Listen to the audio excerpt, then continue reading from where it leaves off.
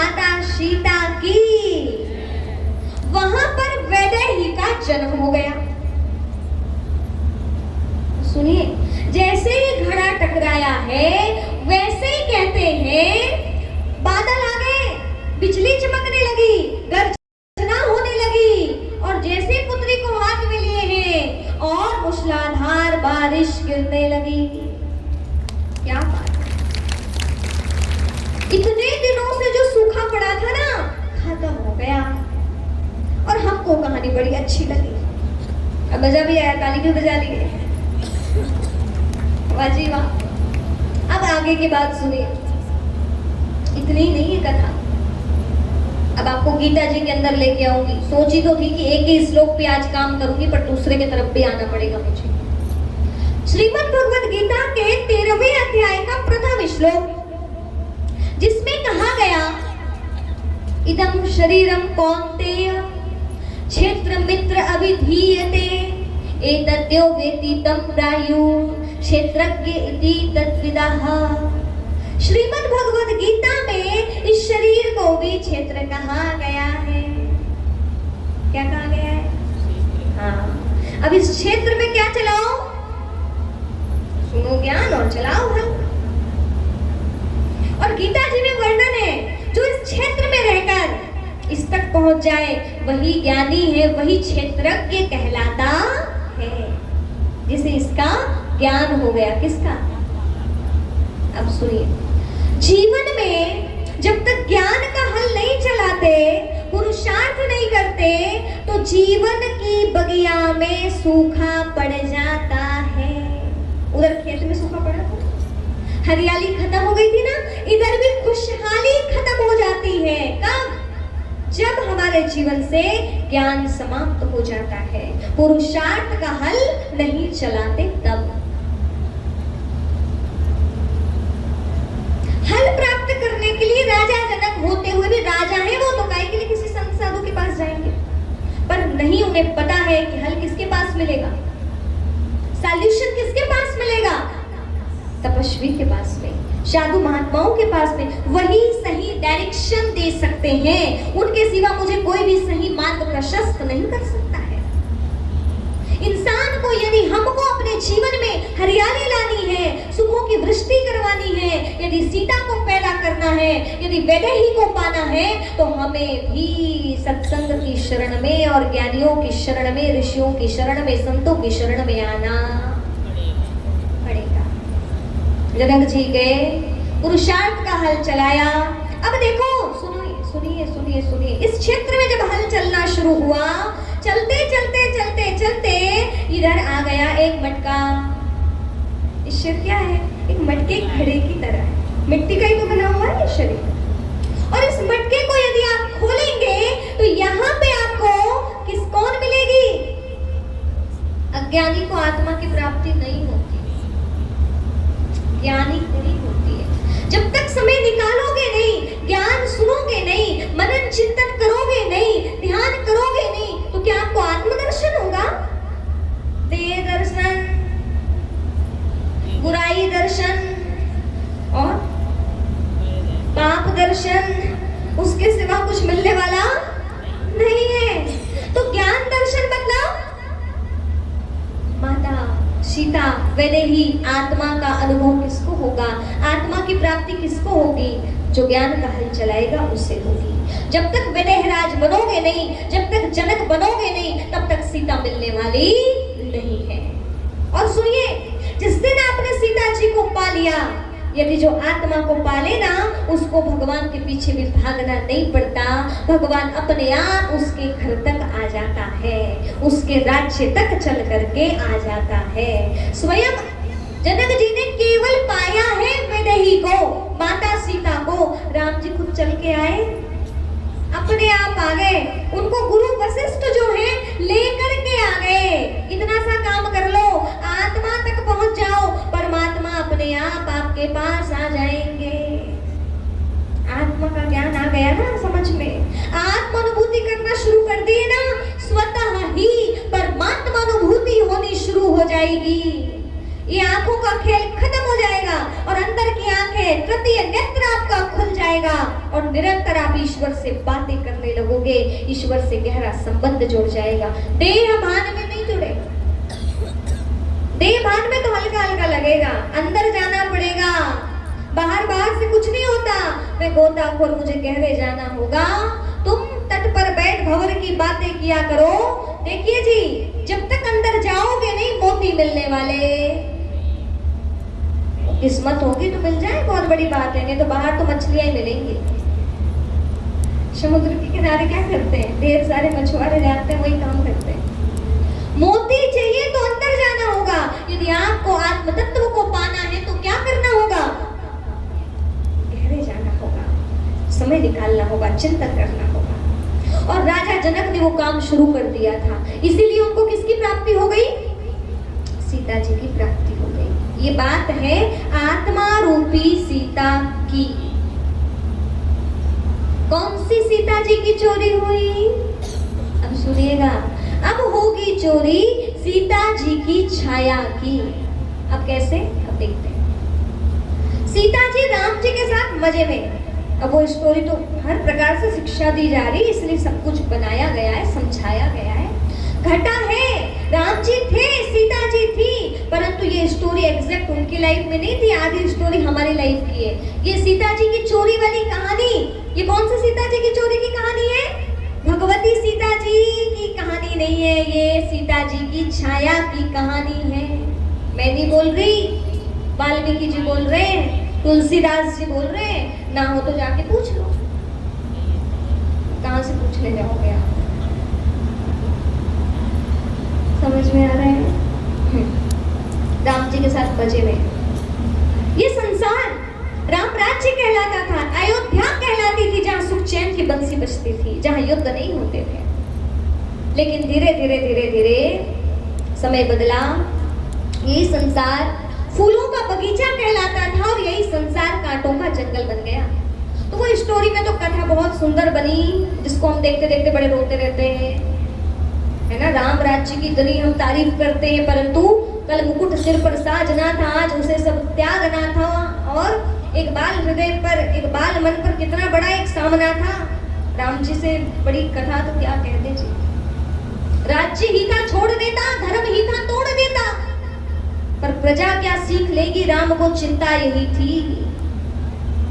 बोलो कहां तक टिक सकोगे जब राम सा संघर्ष हो।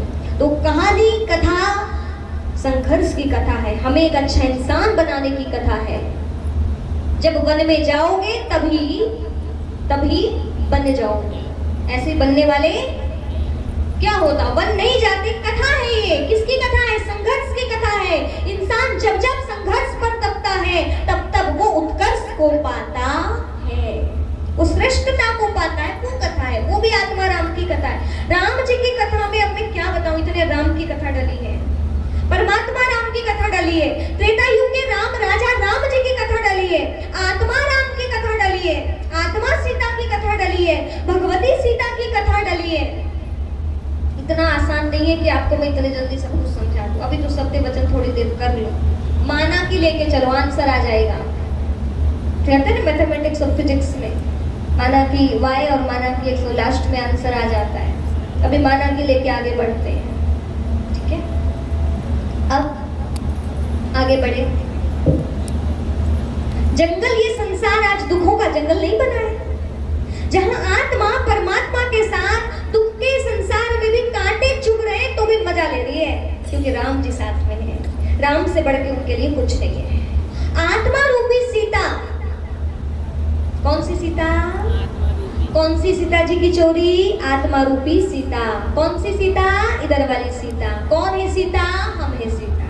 वो भगवती सीता जी बहुत बढ़िया है, वो ऐसे आकर्षित नहीं हो सकते, हम जैसे लोग आकर्षित होते हैं। सोने का रख दिला दो, आपको क्या लगता है माता भगवती सीता ऐसा कार्य करेंगे? ना ना, हमारी कथा सीता जी की इच्छा है।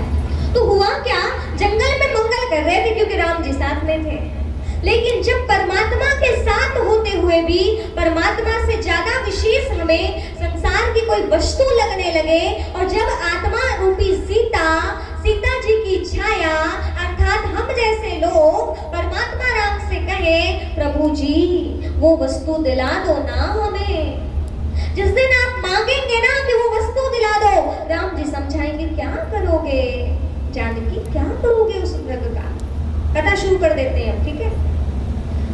जंगल में मंगल हो रहा है, सीता जी मस्त पंचवटी की कुटिया में रह रही है और पंचवटी की कुटिया में फूल चुन रही थी और एक मायावी मृग को देखा जो स्वर्ण चर्म वाला था, जिसकी चमड़ी को देख करके सीता जी की छाया आकर्षित हो गई और आकर्षित होकर के दौड़े दौड़े आई कहां, आपके पास, राम जी के पास। और क्या कही, यहाँ पे परमात्मा राम और आत्मा रूपी सीता की कथा है, ठीक है।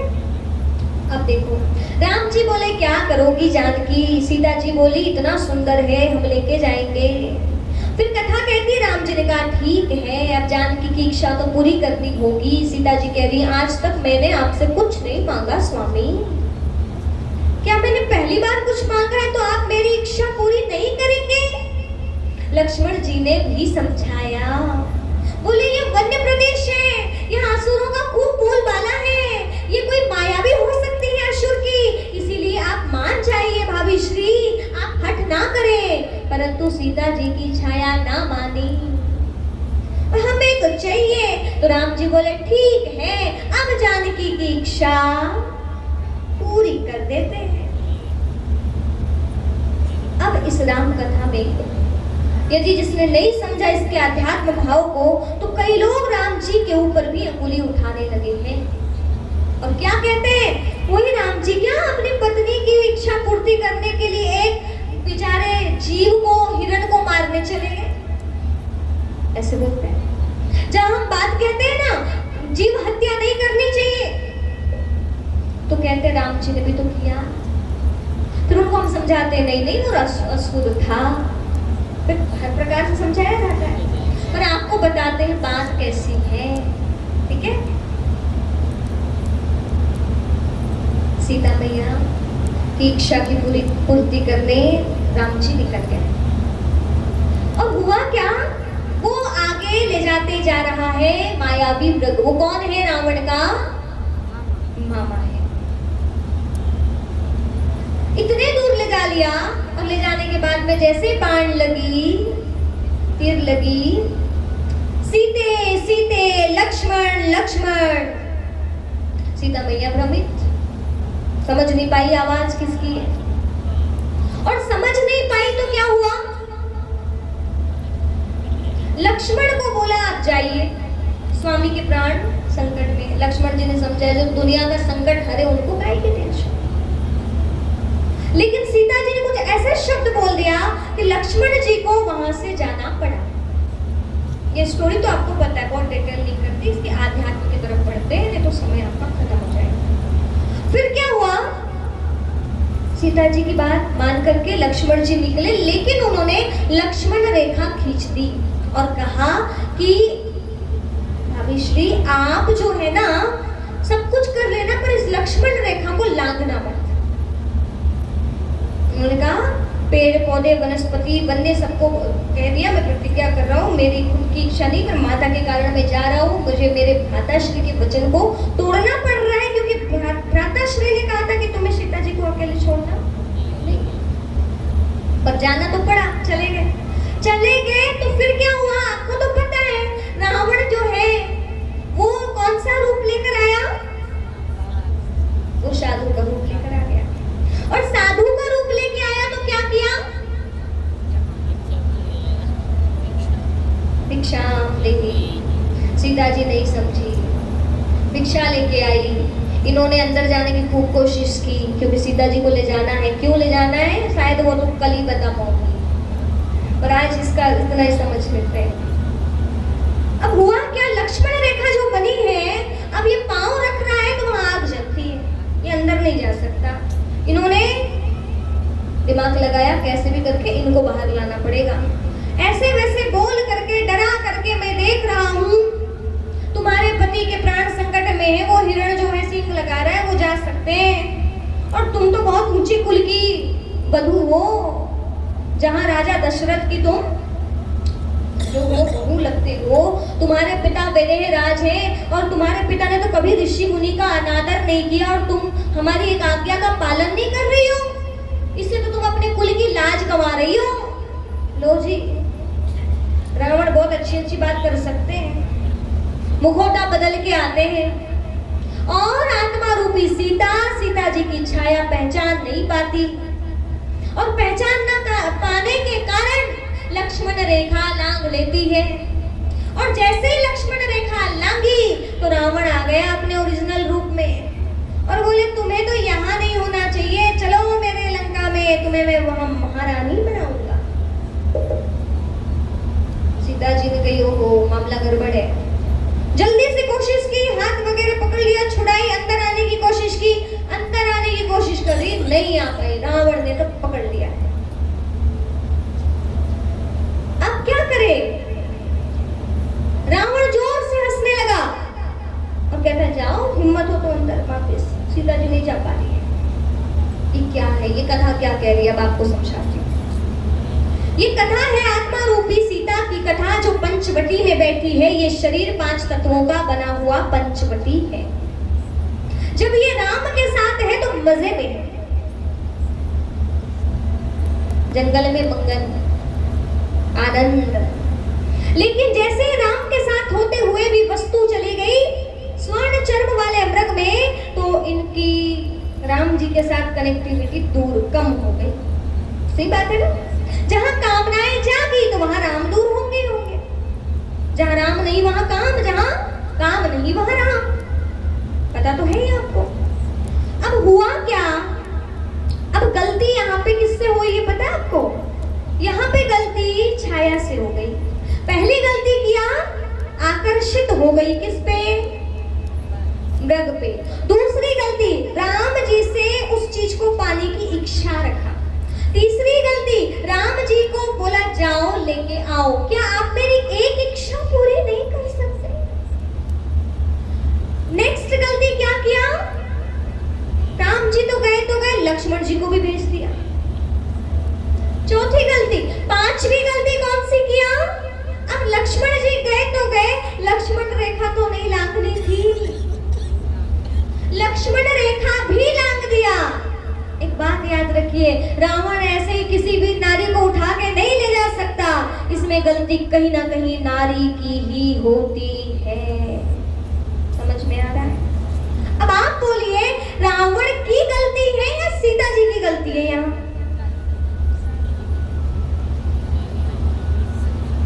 हमें तो बड़ा गुस्सा आता है, रावण इतना बड़ा गलत काम किया। पर कहीं ना कहीं अब देखिए, जब जीवात्मा एक गलती करे तो भी माफी मिल सकती है। कोई बात नहीं, आकर्षित ही हुई है। राम जी बोले कि चल मैं दिला देता हूँ सामान। दूसरी गलती कर लिए तो भी चलेगा, वो सामान दिला सकते हैं भगवान। परंतु तीसरी आकर्षित हो रही है, दूसरी तीसरी ये तो हो गई। फिर अगली यदि आप गलती कर रहे हैं, लक्ष्मण, ठीक है आप किसी वस्तु में आकर्षित हो गए, इट्स ओके, लेकिन यदि आपके साथ जीवन का लक्ष्य जुड़ा हुआ है, लक्ष्मण, मन में यदि लक्ष्य है कि हम किस लिए हैं और हमें क्या करना है, तो भी आप संभले रह सकते हो, आपको रावण नहीं ले जाएगा। रावण की हिम्मत नहीं है कि वो उस कुटिया के पास भी आ सके। कब तक? जब तक आपके साथ लक्ष्मण है तब तक। यदि आपका जीवन लक्ष्य विहीन है तो रावण आएगा।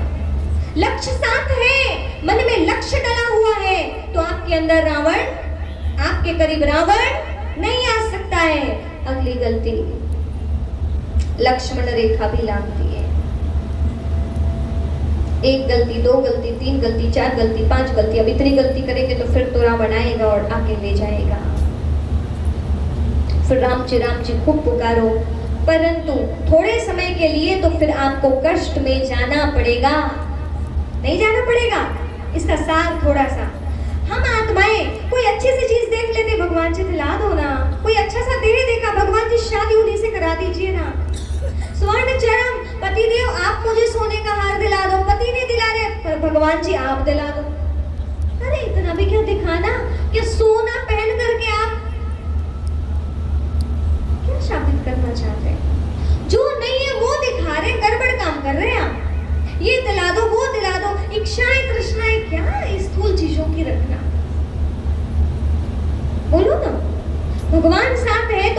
में तो रहने नहीं देगा।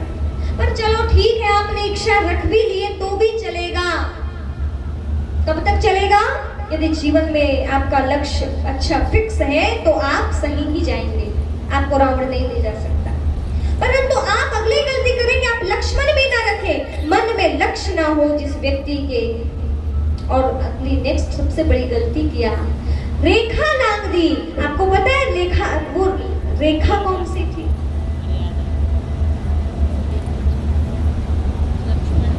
रेखा कौन सी? बोलो। रावण हंसकर बोला, जो स्त्री एक बार मर्यादा की रेखा लांघ दे उसको वो स्थान नहीं मिल सकता जो स्थान उसको पहले से मिला हुआ। मर्यादा की रेखा, मर्यादाएं हैं हमारी, चलते हैं मर्यादाओं के अंदर। यदि लगता है दुशासन बढ़ रहे हैं, नारियों के साथ गलत हो रहा है, उनकी पूरी गलती नहीं है, कुछ गलती तो बोलो। द्रौपदी का चीरहरण क्यों हुआ था? द्रौपदी ने एक गड़बड़ कर दी थी। कौन सी? इंद्रप्रस्थ बना था बड़ा सुंदर, जो दिखता नहीं था वैसा होता था, जहाँ पानी नहीं था वहां पानी, जहाँ पानी नहीं था वहां पानी। दुर्योधन आया देखने के लिए, बड़े संभाल संभाल के चले, कपड़े उठा उठा के। एक जगह पानी नहीं था, वहां बड़े संभल के चलने लगा, और जहां पानी था वहां गिर गया। तो द्रौपदी को हंसी आ गई और द्रौपदी ने बोल दिया, सुनिए, इतने से शब्द महाभारत पैदा कर सकते हैं। द्रौपदी ने क्या कहा? अंधे की औलाद हंसती, और हंस के कह दिया अंधे की औलाद अंधे। दुर्योधन तो फिर दुर्योधन है, आपकी इतनी गलती तो उसकी तो वो तो फिर अच्छे से ही देगा। बोले मेरे लिए हंस रही है, मैं अब तेरी भरी सभा में हंसी उड़वाऊं। तो बताना ये चाह रहे हैं कि जीवन में जो भी चीजें आती हैं, इसके पीछे ये कारण नहीं है कि सामने वाला गलत है, थोड़ी ना थोड़ी गलती, ज्यादा नहीं तो 90% आपकी नहीं है तो 10% तो है, पर 10% गलतियां भी गड़बड़ी करवा सकती है। और ये थोड़ी सी गड़बड़ी भी क्या कर सकती है? आपको सोने का मृग नहीं, आपको पूरी सोने की लंका दिला देगी। माता सीता को, सीता जी की छाया को सिर्फ और सिर्फ सोने का मृग नहीं मिला, सोने की लंका मिल गई, पर वहां पे एक दिन भी चैन से सो नहीं पाई। कर्म फल आकर्षित होना है नहीं ना। अब सीता जी ने क्या किया? अब वही थी जहां वो अपनी जगह में थी, वहां पे रावण उठा के ले जा लिया। और आगे की घटना जानते हैं? अब सीता जी अपने राज्य में नहीं है, वो संसार दिख रहा है, अशोक वाटिका नाम है, परंतु शोक के सिवा वहां कुछ भी नहीं है। वस्तुएं, साधन हमें बहुत अच्छा सुख दे सकते हैं, परंतु वो अशोक दिखा सकते हैं, परंतु आज देखिए संसार में शोक की कमी है। बड़े महल, बड़े अच्छे बेड, बड़े अच्छे रूम, लग्जरियस लाइफ, ये आपको बाह्य चीजें तो दिला सकती है, पर आंतरिक सुख कभी दे नहीं सकती है। वो सुख नहीं मिलेगा जो आपको जंगल में सूखे में भी मिल रहा था।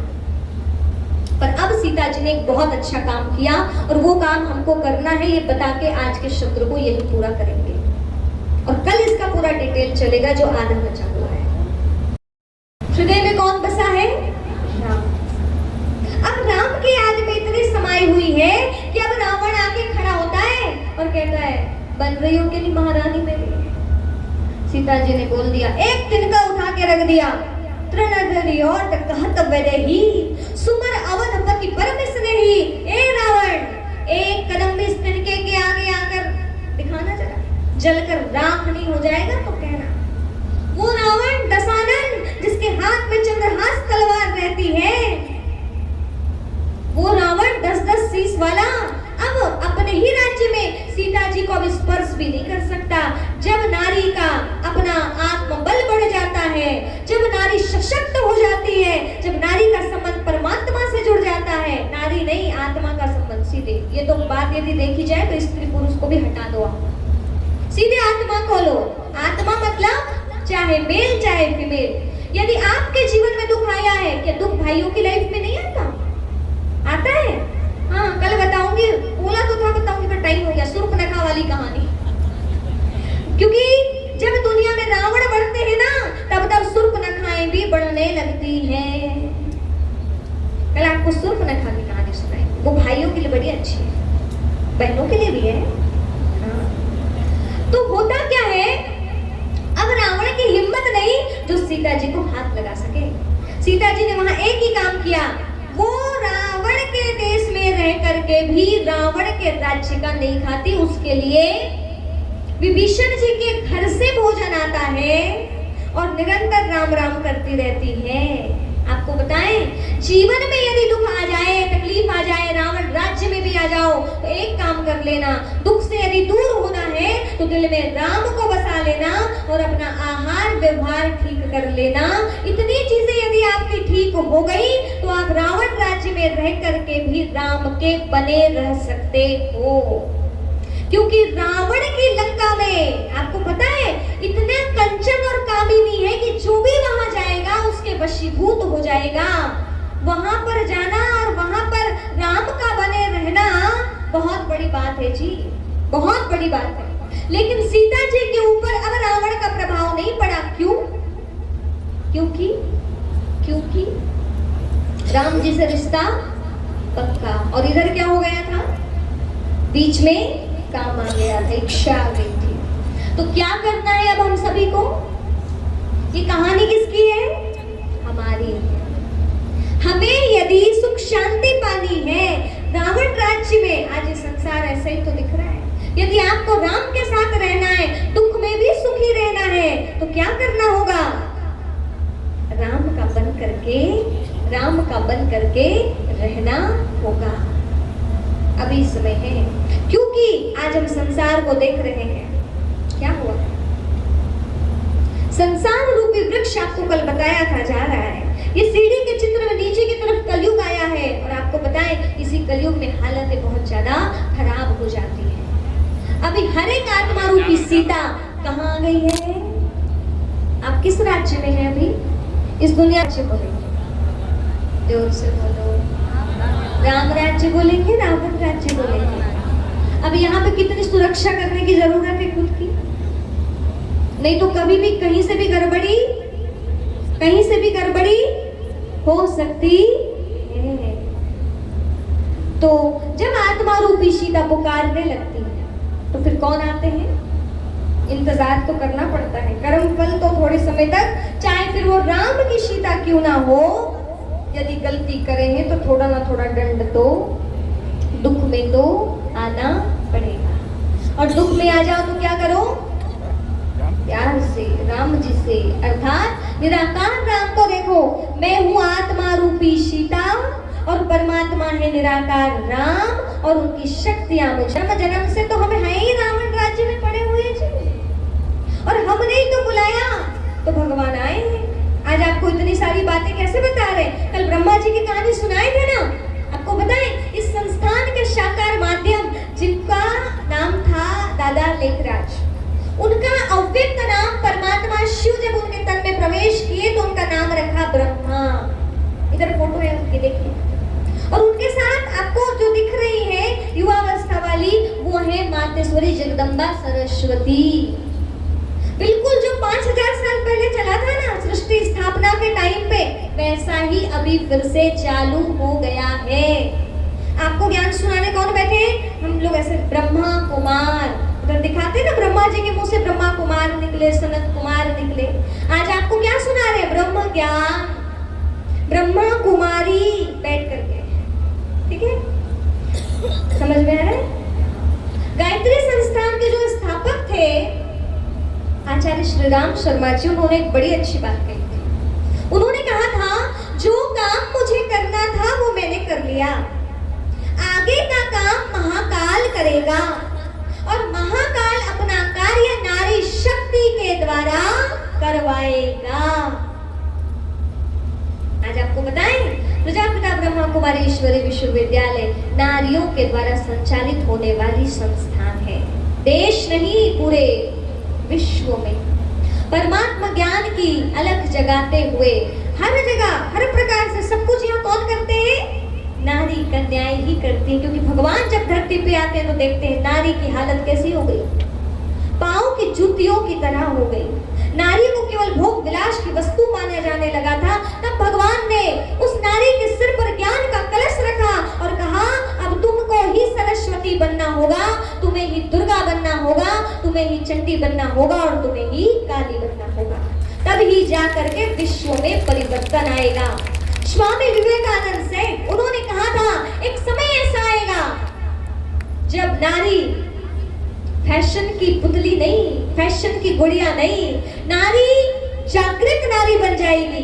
फैशन की गुलाम नहीं, नारी ज्ञान स्वरूपा बन जाएगी। जब नारी आपको आध्यात्म की बातें करते दिखाई देने लगे और सारे संसार को जगाती हुई दिखाई देने लगे, तब समझ जाना राम राज्य बनने से अब कोई रोक नहीं सकता है। और आज वह स्पष्ट इन आंखों से दिखाई दे रहा है हर जगह। गायत्री संस्थान में भी नारियां अपना कार्य कर रही है। ब्रह्मा कुमारी जी हर जगह दिखाई दे रहे हैं आपको। आज देश की सबसे ऊंची सीट पर बैठी है, कौन है वो भी एक नारी शक्ति है, वो भी परमात्मा की बच्ची है। समझ रहे ना? भगवान जब धरती पर आते हैं तो वो कार्य होता है जो संसार में कभी नहीं हुआ। कैसा? दांतों तले अंगुली दबाने वाला काम होता है, जो कोई नहीं कर पाया वो भगवान करते हैं। और आज देखिए वो परिवर्तन कार्य शुरू हो गया है। क्योंकि जब तक नारी जागेगी नहीं तब तक संसार में परिवर्तन आएगा नहीं। इसीलिए अब हमें फैशन की गुड़िया बनने की जरूरत, समय बर्बाद करने की जरूरत, अच्छा और कुछ दुखी होने की जरूरत, किसकी बनने की जरूरत है? अब एक के हो जाओ। किसके? भगवान के। अपने अंदर अपने आप आध्यात्मिक चेतना जागृत होने लगेगी। सही बात है। घर घर स्वर्ग यदि बन सकता है तो नारी के द्वारा ही बन सकता है। कहते हैं दुनिया यदि गुलशन है तो नारी उसकी माली है। दुनिया यदि गुलशन तो नारी उसकी माली, और झुक जाए तो सीता और अड़ जाए तो चंडी काली है। बस अपनी शक्ति को खोना नहीं है। हार गए तो क्या हुआ? रावण ने ले जा दिया। लेकिन जिस दिन शक्ति रूप बन गई तो रावण भी उस दिन डर गया। सीता जी को बहुत प्रयास किया उन्होंने अपनी बनाने की, पर राम जागृत हुए ना अब सीता जी। अब वो गुलाम नहीं है, अब उन्हें सोने का मृग नहीं चाहिए। जब तक आप इच्छाएं तृष्णाओं में रहोगे ना तो रावण की जेल ही मिलेगी। जिस दिन इच्छाओं से ऊपर उठ जाओगे, जिस दिन कहोगे मुझे संसार का कुछ नहीं चाहिए, मुझे वो बनना है जो जब अब बनने की जरूरत है, वो यदि आप बन गए फिर देखा क्या होगा। सारा का सारा इतिहास पलट जाएगा। कलयुग से सतयुग कौन लाएगा? कौन लाएगा? अच्छा आप भाई लोग, आप लोग कुछ नहीं करेंगे? कुछ तो हाथ आपको हमें उठाने पड़ेंगे नहीं? अच्छा कैसे लाएंगे? चलिए एक बात बताइए, देश की रक्षा कौन करेगा? इतने धीरे तो कर ही नहीं सकते, आपके शब्दों में भी ताकत नहीं है। देश की रक्षा कौन करेगा? थोड़ा और जोर से। देश की रक्षा कौन करेगा? देश के खातिर कौन लड़ेगा? पक्का? कैसे कैसे? तलवार पकड़ के, बंदूक पकड़ के? तो वो समय था जब तलवार की जरूरत पड़ी तो झांसी रानी आई थी। ठीक है? जिस समय में, जिस काल में जैसा भी स्वरूप की जरूरत पड़ी, नारी का वो रूप देखा गया।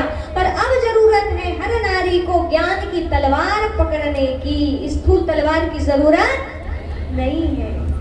अब जरूरत है बुराई की बेड़ियों से दूर होने की। ठीक है? तो अब क्या करना है? आध्यात्मिकता का प्रकाश अपने अंदर फैलाना है। चाहे भाई, चाहे बहन, चाहे बच्चे, चाहे बड़े, चाहे बूढ़े, चाहे जवान, सबको अब एक होना होगा और एक होकर के अपने अपने अंदर आध्यात्मिक चेतना जगानी होगी, तभी हम बच सकते हैं, नहीं तो राम नाम सब ठीक। रावण के प्रभाव से बचना इतना आसान नहीं है, ठीक है। तो कहते हैं वैसे तो ये जिंदगी बड़ी खूबसूरत है, वैसे तो ये जिंदगी बड़ी खूबसूरत है। समझ गए तो देवता की, समझ गए तो लक्ष्मी नारायण की सूरत है, और नहीं समझे तो समझ गए तो लक्ष्मी नारायण की मूरत है, और नहीं समझे तो शैतान की सूरत है। तो शैतान की सूरत बनाना है या लक्ष्मी नारायण की मूरत बनाना है, आपके हाथ में है। तो आज मनन चिंतन कर लेना, ठीक है, समझ में आया। कल का दिन है विशेष शाम का शत्र वाला, फिर जो 7वां दिन होना है ना, वो सुबह का शत्र होगा। अभी उसके बारे में आपको आज कल में हर पूरा डिटेल बता देंगे दीदियाँ, पर आपको अभी से बता देते हैं। अब एक दिन है सुबह वाला, तो उस दिन तो आप उसके काम कल रात को ही पूरे कर लेना, क्योंकि वो बहुत ज्यादा इंपॉर्टेंट सेशन रहेगा। और इतने दिनों में जो भी हमने सुना है और जो भी हम परिवर्तन लाना चाहते हैं, हमें क्या करना है, नोट कर लेना है कौन सी ऐसी आदतें हैं जो हमारे अंदर नहीं होनी चाहिए। क्योंकि गलतियां इंसान कर ले, उसके बाद उसे वो स्थान नहीं मिल सकता जो मिलना चाहिए, ठीक है। इसीलिए गलतियां ना हो, पहले सुधार कर ले तो ज्यादा अच्छा है, हो गई तो कोई बात नहीं, माफी मांग लेना। तो आप अभी से चेकिंग करना शुरू कर दीजिए कि कौन सी ऐसी कमियां हैं जिन्हें मुझे निकालना है, और कागज में लिखना शुरू कर दीजिए। लास्ट डे मॉर्निंग का सेशन होगा, उसमें हम करेंगे ज्ञान यज्ञ।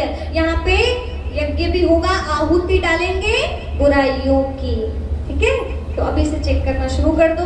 तो कल का दिन है, आपको कोशिश करना है कल और आप कितना भाग्य बना सकते हैं, अपने साथ औरों को भी लेकर लाना है। क्योंकि दीदी जी ने कहा था दिल बड़ा तो जगह बड़ी हो जाती है, हॉल डबल हो जाएगा। मुझे तो पता ही नहीं था डबल कैसे होगा, पर रियल में कमाल है। दीदी के लिए जोरदार ताली बजाइए।